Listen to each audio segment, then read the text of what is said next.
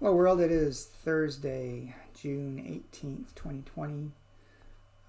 Heat's coming. It's still kind of cool this morning, but the humidity was definitely up.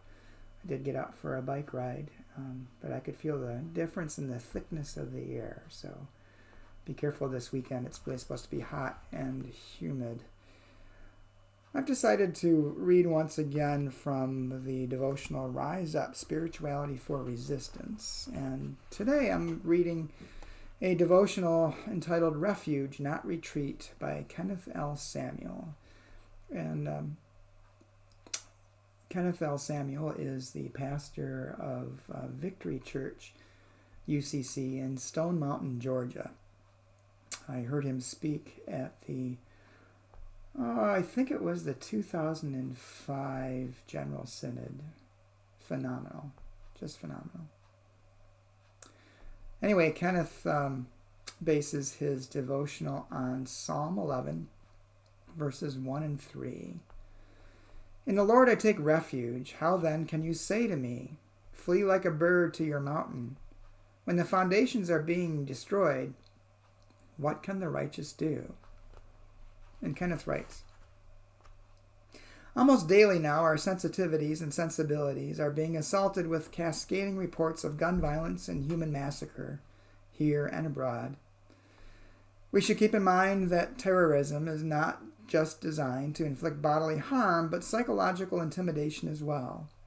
It is designed to cause us to shrink in the face of fear and to retreat into enclaves of tribalism, us against them, isolationism, I've got mine, you get yours, and nationalism, let's build a wall. When the foundations are being destroyed, God offers us a refuge, not a retreat. It's a refuge that shelters us from despair and protects us with the faith that no matter how awful the human toll, God's truth still marches on. How else can we explain the civil rights workers of the 1960s marching into the jaws of vicious racism in the South singing, "We shall overcome"? How else can we explain why, in the aftermath of the massacre in Orlando, thousands still gather in cities across America to celebrate gay pride? How else can we explain why protesters and police marched together in Dallas to call attention to Black Lives Matter? And why protesters and police mourn the lives of the police who were assassinated? And why protesters and police vowed together that those fallen officers did not die in vain? This is not the time to retreat into the confines of class and clan. This is the time to reach out across every barrier that separates us and find refuge in the quest for justice that makes us all one. Kenneth's prayer. God, in these troubling times, we thank you for being the refuge that keeps moving us beyond retreat. Amen. I always find it interesting when I read devotionals, especially those that were written years ago. This was written in 2017.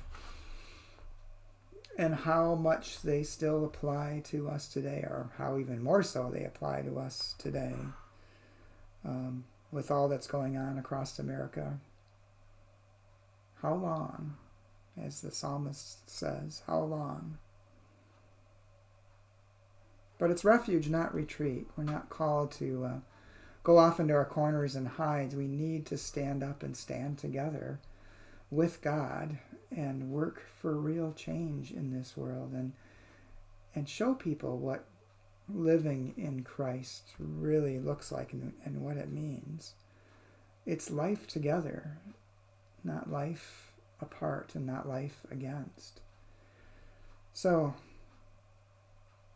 during these trying times of the COVID pandemic and the attention finally that seems to be coming to the disparity in treatment of between whites and blacks, especially by some in the police force, and not necessarily all, but some. It's time that we stand together, and it's time that we take action and make things right.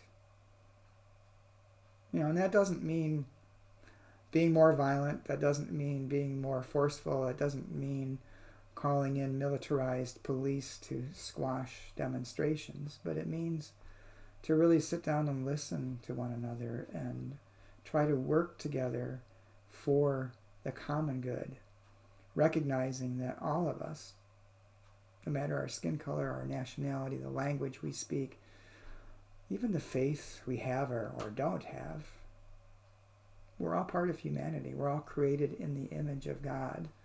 We are all God's children. So let's act like we belong to one another and start doing something in this world. Take care, and I'll talk to you soon.